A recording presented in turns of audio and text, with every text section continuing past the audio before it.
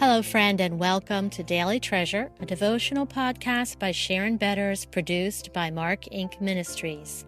Today's devotional is The Power of Community, and today's treasure is, And let us consider how to stir up one another to love and good works, not neglecting to meet together, as is the habit of some, but encouraging one another, and all the more as you see the day drawing near. Hebrews 10:24 and 25. When Susan's husband announced another promotion that required another move, her thoughts quickly jumped to grief over losing her circle of friends, coupled with the task of finding a local church in their new community. Her husband's job required lots of travel, which meant she carried much of the parenting of her two little boys. In between painting the new house and settling in, her family visited several churches. Each church offered sound biblical teaching, and the pastors seemed nice, but neither Susan nor her husband felt drawn to a particular one.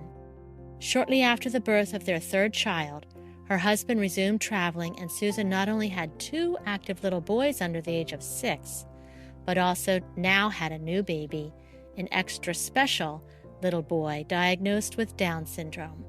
Exhaustion covered her as she added the care of her precious son and his medical issues to an already busy life. Friends and family had come and gone. Phone conversations frustrated her because the urgent needs of her boys never failed to pop up just when she started to relax with a long-distance friend. Lonely and desperate for relationships, she searched the local newspaper for a church with weekly women's Bible studies and children's activities. A small nearby congregation offered not only these services, but a free dinner, too. Susan arrived late, but an old woman warmly greeted her, guided them to a table, and prepared plates for each family member. The older woman entertained the little boys, the baby slept, and Susan enjoyed eating a meal prepared by someone else. Soon the little ones ran off to their activities. Frazzled and desperate for a few minutes of quiet, Susan gratefully accepted the other woman's suggestion that they sit out the Bible study and get to know one another. Then the older woman asked if she could hold Susan's little baby. Many years later, Susan tearfully described how she handed her baby over to this kind, new friend, in awe that the Lord had led her to a safe place where someone wanted to cuddle her new little boy, and she didn't have to prepare a meal one night a week.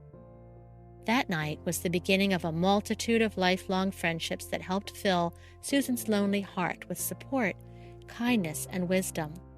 Susan did not just accept help from these new friends.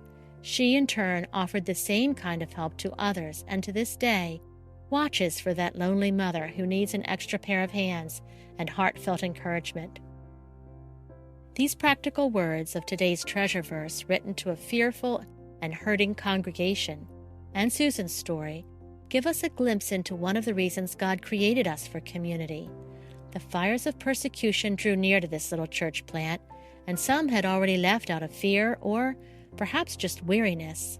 The writer of Hebrews reminds them that coming together helps cultivate an environment of help and hope for hurting people.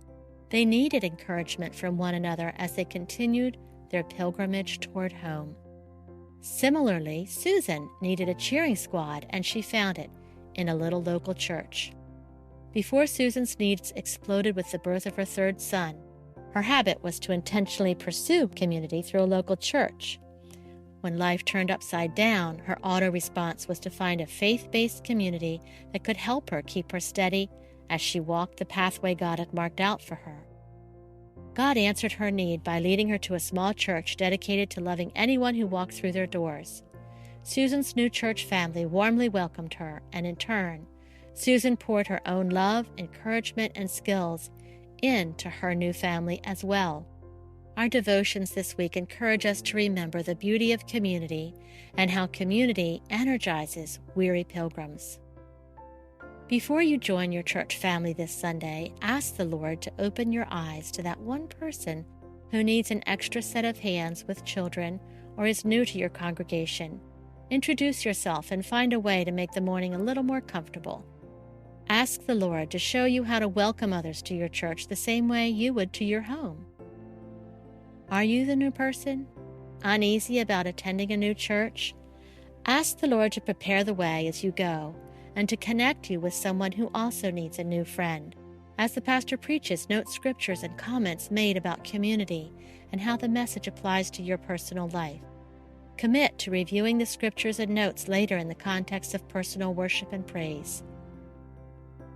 Friends, thanks so much for joining us on our pilgrimage fueled by hope. And as always, it's our heart's desire that we are learning together how to walk by faith and encouraged by God's word. But it's possible that you are listening to the Daily Treasure podcast, but you really don't know Jesus. And it is really our heart's desire that you would come to know him, that maybe you've been in church all your life, maybe you're a choir member, maybe you are even a Bible study leader, but you know that there's something missing. And friends, I would love to hear from you. It would be the greatest privilege of my life to be able to introduce you to Jesus. You can contact me by going to our website at helpandhopenow.org. That's helpandhopenow.org. You can email me at markinc@markinc.org. That's markinc@markinc.org.